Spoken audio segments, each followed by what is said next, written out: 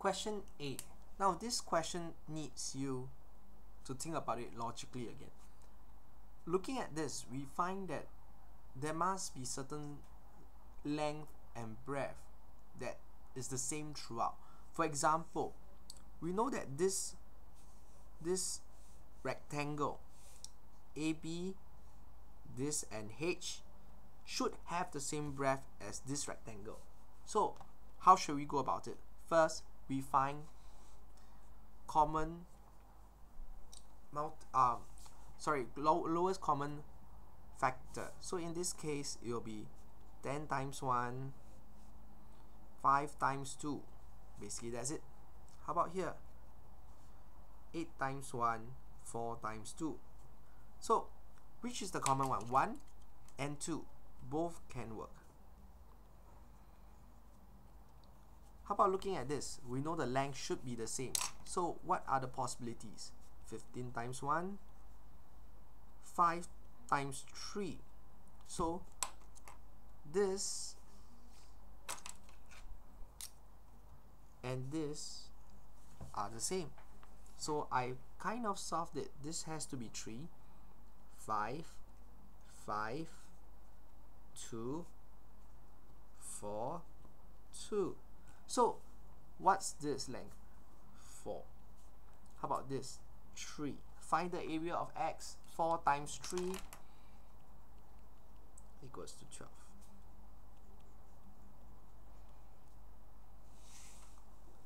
A snail fell into a well that is 300 cm deep. In the first hour, it climbed 80 cm up the wall. In the second hour, it climbed 70 cm up the wall. Each hour, it managed to climb 10 cm less than the hour before. How many hours did it take to climb out the wall? Well, now let's start. Okay, to make it easier, we'll start at the bottom. Okay, first hour, 80 cm. Followed by 70 cm. Each hour 10 cm less, so 60 cm. 50 cm. 40 cm. 30 cm. 20 cm. And finally 10 cm. We need to hit 300 cm. 80 plus 70, 150.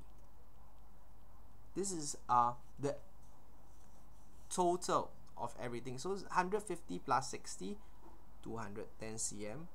210 plus 50, 260 cm. And finally, 260 plus 40, 300 cm. We have hit our target. How many hours does the snail need? 1, 2, 3, 4, 5. The snail will need 5 hours. Remember your unit of measurement.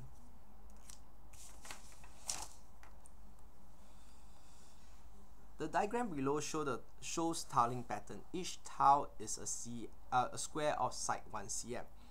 Now, looking at the chart, pattern number 1, 4. Perimeter is 10. How about pattern number 2? 2, 9, 16. 3, 16, 22. Now, what is important is for you to really think through what is the increment like. In this case,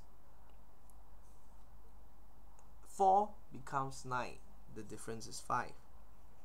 9 becomes 16, the difference is 7. Now, how about the perimeter? Increase is 6, increase in 6. Okay, so the difference in perimeter seems to be an increase of 6 every time. So how about pattern 10? What pattern can we see from this? How about if we look between squares and perimeter? We know the difference is 6. The difference between them is 7, 8. Judging from this, my guess would be the number pattern 1, the difference is 6. Number pattern 2, the difference is 7. Number pattern 3, the difference is 8. Number pattern 4, it will become 9. So it increased by 1 every time. So what I do is I take 6 minus 1, the difference is 5. So for pattern 10, I should add 5, I'll get 15. So this amount plus 15 will give me my answer, which will be 136 cm. This question is all about logic. Moving on, question 11. James spent 20% of his monthly income on transport, 30% of it on food, and 10% of the remainder on clothes. Once again, we do the branching out method. Total, he spent 20% on transport, 30% on food, and 10% of remainder. So if I take this as remainder, 20, 30, the remainder has to be 50%. So this is my remainder. Now once again, remember this have to add up to be 100%. 10% of the remainder, 10% of 50% equals to 5%. This is the amount he spent on clothes. He saves the rest of the income. The rest of income will be 90%. Once again, this has to be 100%. Of 50% equals to 45%. This will be his savings. Now, you have to be very certain that this and this is of the total. Okay, 20, 30, 5 and 45 will add up to be 100%. So this 45% is $900. Usually I prefer to find 1% because with a calculator that is quite easy. 900 divided by 45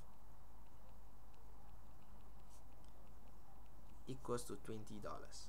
How much is his monthly income? We take that as 100%. I have $20 times 100 equals to $2,000. Always remember your unit of measurement, and there we have